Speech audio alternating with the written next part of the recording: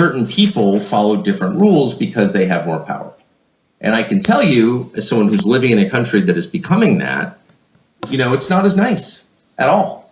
Now, obviously, I'm on the right side of that, so I guess I'm the beneficiary of it, but I still don't like it at all. I would much rather live in a country where, the people down the street who don't make as much as I do feel every bit as entitled to run their country as I do.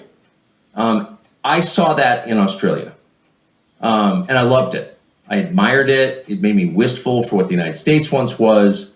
I thought it was absolutely beautiful. But I also left Australia with a kind of sadness, a sort of a poignant feeling, because I felt that Australia was changing a lot faster than Australians understand. And that there is something about the decency of Australians that leaves them vulnerable to change from the outside.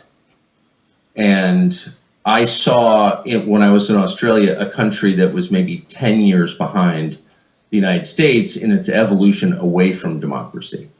And I saw Australia being attacked in exactly the same way that my country has been attacked. And it's a really simple formula. The people who want to change your country, who want to take it away from you, use your best qualities against you. Australia is a deeply compassionate country. You don't shoot the birds that attack your middlemen.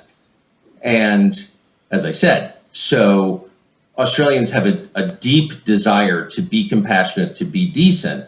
What if you were to leverage that against them? What if you were to tell them that they had to obey, but rather than pulling out a gun and sticking it in their face and saying obey, because that's hard to do with Australians because they're tough people, they were Gallipoli. It's a tough society. That's not going to work. Instead, you said to Australians, if you're decent, if you're a good person, then you will do this. That might work. And in fact, it will work because it's worked in my country, which has the same Anglo culture of decency and fairness and compassion and egalitarianism. And in my country, which has both been invaded and whose social structure has been turned completely upside down, there were no guns involved. Our best qualities were leveraged against us. Oh, you must do this. You must accept that men can become women and gender is not a real construct, because if you don't, you're mean. And the last thing Americans want to be is mean, because they think of themselves as nice. And I think Australia is very much the same. So then the question becomes, why would someone want to take over Australia? This is what I want to mention for a moment and have you think about. It's really simple what's going on in Australia. And it has to do not with your country specifically or your political system specifically, but it has to do with geopolitics and the basic rules of life. And the basic rule of life is that every country needs three things: food, water, and energy. Beyond anything else, you cannot have a civilization without food, water, and energy. And unfortunately for you, and this is a mixed blessing, Australia has the world's deepest reserves of energy and essential minerals. Australia has the deepest reserves of uranium, iron ore, lithium, coal, gold, oil and gas, etc., etc., etc. Australia has the minerals the world needs, and in many cases, they are very close to the surface because of your geology and geography. They're easy to extract. They're cheap to extract. So there is no place on planet Earth richer than Australia.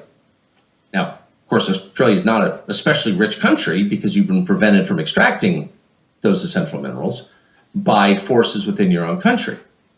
So, but keep in mind, Australia is the richest country in the world, fundamentally. You have deeper resources than anyone else, period. Why is this a problem? It's a problem because Australia has 26 million people. Less than 5,000 miles away, you have a country with 1.4 billion people. And that country with 1.4 billion people, too many people for its landmass, has the world's fastest growing economy and now the world's largest economy. And it doesn't have enough resources. That country is called China. So if you're China, you have to have China's resources. I mean, you can go to Africa, you can go to Latin America. Those are very far away. Australia's right there. It's less than 5,000 miles away. It's your neighbor. It is a lone outpost of English language and Western civilization in the middle of China's area of influence. So if you're China, you're going to take over Australia if you can.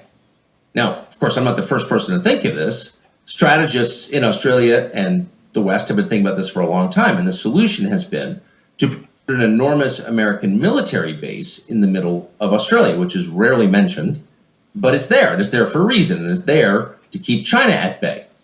And most people in Australia, when I mention this to them, think it's been pretty effective. We got the Americans here, and they're probably nuclear weapons, and like, we're safe. We're not going to be invaded. Well, I could have told you that. The Chinese are not going to invade your country with an armada of ships. They haven't even invaded Taiwan yet, which they think is theirs. And you could make a case that it is theirs. So they're not going to invade you. And by the way, why would you want to invade Australia? It's too big and the people are too tough. Again, I refer you to Gallipoli, where in the service of the British Empire, an empire that has never treated you well, by the way. In fact, if you really want an enemy, it's Great Britain. That's my personal view. No offense or anything. But everybody knows that it's not worth getting in a fist fight with the Australians, either in a bar, or a war, because they're going to extract a cost. They're going to punch you in the face. So it's not worth it. They're never going to invade you. What they're going to do is subvert you. They're going to undermine you. They're going to take your country away from you incrementally, bit by bit, without you even knowing it. Now, how are they going to do that? Well, the very first thing they're going to do is buy off your politicians. What does it cost to invade a country? Well, we invaded Iraq and Syria and Afghanistan and Libya, and now we're doing the same, I guess, in Yemen. I mean, the United States loves to invade people. And it's extremely expensive. In fact, we are bankrupt as a result of invading people. So why would you do that when you could just buy off Canberra? So you take someone like Anthony Albanese. What does it cost to buy off some sort of low-grade spiv like Anthony Albanese? I don't know. I haven't tried. But my guess is you could probably buy Albanese for less than it costs to buy, say, a new Tesla. It's not expensive. This is a person with no job prospects, no obvious skills, who has the respect of nobody, including his wife. So it's like, why don't we just buy him? And by the way, I'm not attacking, your prime minister. I'm not singling him out. Or your lawmakers. I've actually visited Canberra and been up to your parliament, and there's some awfully nice people. Ralph is one of them, great guy. They're very much like the people who run my country, the legislators who run my country. They're